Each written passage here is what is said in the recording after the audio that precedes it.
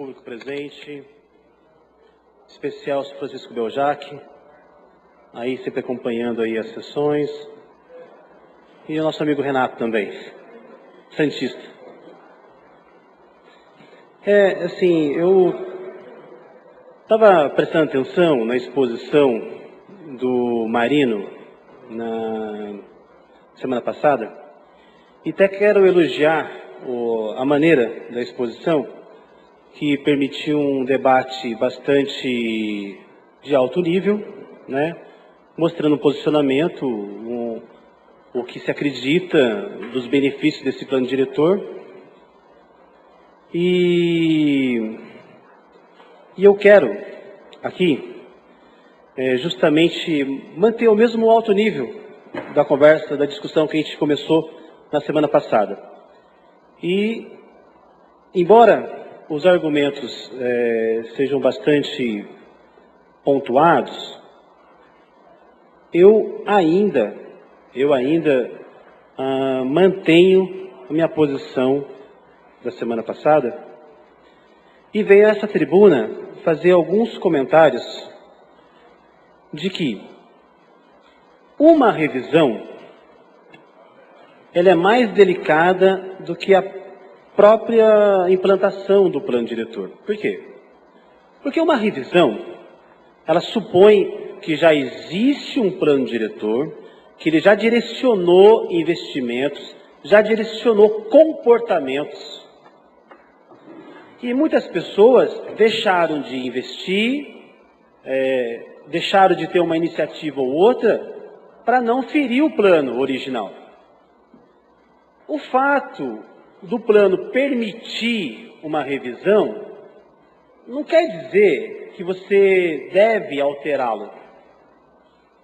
É uma abertura para a discussão, para o debate, para inserir as pessoas na cidadania, compreender os problemas da cidade, porque muitos dos passivos que tínhamos antes de implementar o plano diretor ainda existem. Muito bem lembrado pelo vereador Edgar Sasaki, nós temos apenas 2 pontes, inclusive uma ponte nos deixa temeroso, a ponte ali do São João. É uma ponte que tem uma característica única, exclusiva, tem um semáforo em cima da ponte, os carros, caminhões pesados ficam ali em cima. Nós sabemos que aumentou o número de veículos na cidade, isso é preocupante. Então, aquilo que já foi definido como prioridade nesses 10 anos não foram concluídas. E a gente vê uma outra alteração, mostrando um outro vetor de desenvolvimento, mas esse vetor, ele pode até nos convencer, esse vetor da Viagem Kef e ali no Pagador Andrade. Mas a gente não pode se esquecer das outras alterações que vêm. Por exemplo, aumentar o adensamento ali do Parque dos Sinos. O Parque dos Sinos tem laudo da CETESB dizendo que o lençol freático ele é comprometido, contaminado com metais pesados. É uma área assim, que pode promover câncer. É cancerosa aquela água. Laudo da CETESB. Aí você vê assim, como é que pode, diante dessa deficiência já do solo, que foi uma agressão, porque talvez a origem seja descarte industrial ali que tenha contaminado o solo. Já existe um loteamento, já existe a rodoviária nova, já existe o novo Educamais que está em construção. Aí você vai colocar assim, já é temeroso você concentrar os moradores ali. E você cria aquele vetor, que já está em andamento, e nesse vetor você quer intensificá-lo. Outra área que não foi mencionada e não foi discutida, porque da primeira vez eu quis fazer mais a discussão conceitual do que pontual do plano diretor. É aquela área ali entre a variante Getúlio Vargas e o Vila Branca. Aquele viário já é horrível, aquele viário que existe. Um viário improvisado, nós temos um congestionamento muito grande da própria variante Getúlio Vargas ali. Ali a gente deveria preservar as áreas para ampliar o viário. Porque o viário que já foi feito, já foi um viário estrangulado, um viário tímido. E de um traçado bastante duvidoso do ponto de vista técnico. O que eu percebo, sem ser engenheiro, que aquele viário do Vila Branca, em breve, ele vai estar saturado e ele vai precisar de expansão. É um grande erro que a gente tem, muitas vezes, no planejamento urbano nosso. A gente cria bairros novos com avenidas estreitas. É um grande problema. Percebo que esses erros, essa mentalidade, podem continuar no novo vetor que é a Biagino Kef e ali o Pagador Andrade. Percebo isso. Se eu tirar um aprendizado do histórico do comportamento, eu posso, sem muita pretensão, antecipar algumas coisas. É possível fazer isso. Sem querer ser profeta, sem querer ser nada. Mas por quê?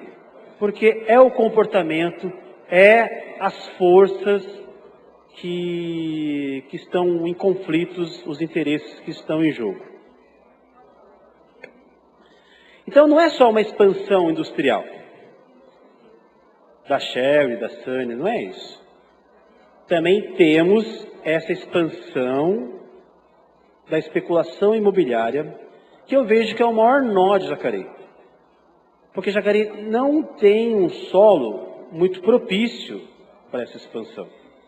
Nós temos um solo desafiador, que onde não é morro, que é uma área íngreme, é uma área de várzea, que é uma área de solo instável. E o empreendedor responde pela segurança do solo, responde pela segurança da construção. E quando o município ele autoriza o adensamento nessas áreas, ele está colocando em risco a expectativa, o sonho das pessoas de ter a sua casa própria. As pessoas vão fazer um endividamento de 20, 30 anos para poder saldar essa compra e não vai ter a qualidade de vida necessária. Um exemplo recente é aquele residencial ali, dentro do programa Minha Casa Minha Vida, lá no Santo Antônio da Boa Vista. Prédios, apartamentos, com problema de infiltração e tudo mais. A gente sabe que toda a especulação imobiliária hoje, ela tem um impulso. E esse impulso é o Minha Casa Minha Vida. Só que Jacareí tem essa limitação do solo. E a gente tem que aproveitar esse solo limitado que nós temos, desafiador, para fazer duas ações extremamente necessárias e que já há muito tempo a gente vem sofrendo com isso. Primeiro, viário. Nosso trânsito é horrível, as pessoas perdem tempo, chegam atrasadas no compromisso, chegando atrasadas no compromisso elas perdem venda, se for o caso de representantes de venda, as pessoas perdem entrevista de emprego, as pessoas perdem muita coisa. Depois, além de perder o tempo, existe um outro fator que é o sinistro. A pessoa que perde tempo no engarrafamento, pela habilidade que ela tem de motorista, ela se arrisca. Acaba se arriscando, porque dirige muito bem, tem confiança na direção, ele vai acelerar mais, vai andar com mais pressa, e isso pode ter efeitos colaterais em bairros bairros distantes. Porque ele vê uma área livre, ele vai pisar mais no acelerador para compensar o tempo que ele perdeu.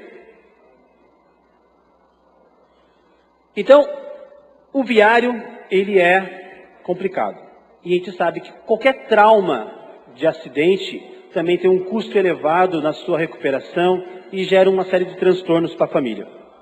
Depois, a drenagem, já que ele sofre muito com a falta de drenagem. Então, as áreas livres que nós temos ainda, que não são construídas, elas precisam ser preservadas para essas duas ações, que já estão atrasadas. Nossa população já é maior do que a nossa infraestrutura comporta, tanto de viário como de drenagem. Agora eu queria mostrar para vocês e reforçar, porque na primeira discussão já falei sobre isso, é a lógica. Primeiro, a prefeitura, o poder público, ele deveria oferecer a infraestrutura, depois ocupar o lugar. Mas hoje se faz o contrário. A prefeitura permite que se ocupe o lugar para depois levar a infraestrutura. Isso torna tudo mais caro. E eu quero mostrar para vocês por que dessa lógica. Quem acompanha o setor imobiliário, a especulação imobiliária, sabe que existe uma prática de land bank. Land bank nada mais é do que os grupos empresariais comprarem as áreas e depois forçar o poder público a fazer benfeitoria na área que já foi comprada. Qual que é a lógica? Quando você compra o terreno antes da benfeitoria, o terreno é mais barato. E depois que a prefeitura faz a benfeitoria, valoriza o terreno. É aí que tem o lucro desses grupos de especulação imobiliária. Essa lógica só favorece os empresários do ramo. Essa lógica, em nada, ajuda a qualidade de vida do munícipe. Muito pelo contrário, para fazer as benfeitorias depois, é o imposto do contribuinte que vai financiar isso. Então o mecanismo como é que é? Os empresários da especulação imobiliária, das construtoras, precisam comprar as áreas. É o caso da Viagino Kef. A Terra Simão, por exemplo, fez o land bank da Viagino Kef. E agora força que aquela área da Viagino Kef e do Pagador Andrade seja um vetor. Precisa ser um vetor? Não precisa. Mas a Terra Simão, que fez o land bank, ela está cobrando resultados, ela quer lucrar. E para isso ela força uma situação. O plano diretor, como bem disse o Laudelino, não pode ser oportunista. Ele não pode atender interesses isolados. Ele tem que atender o global. E a gente vê que essa revisão, ela está atendendo um interesse muito isolado, muito pontual e tem nome. É a Terra Simão. E outros oportunistas que estão ali ao redor nas outras áreas. Da mesma maneira que a outra revisão que foi feita em 2006 ou 2007, não me recordo, atendeu só para fazer o adensamento da Avenida Padre Eugênio, da Rua Padre Eugênio, lá no Jacinto. Aumentando o adensamento, permitiu a construção do Serra Bonita, que é aquele condomínio lá, que impediu o antigo traçado da paralela da Avenida São João. Vocês entendem?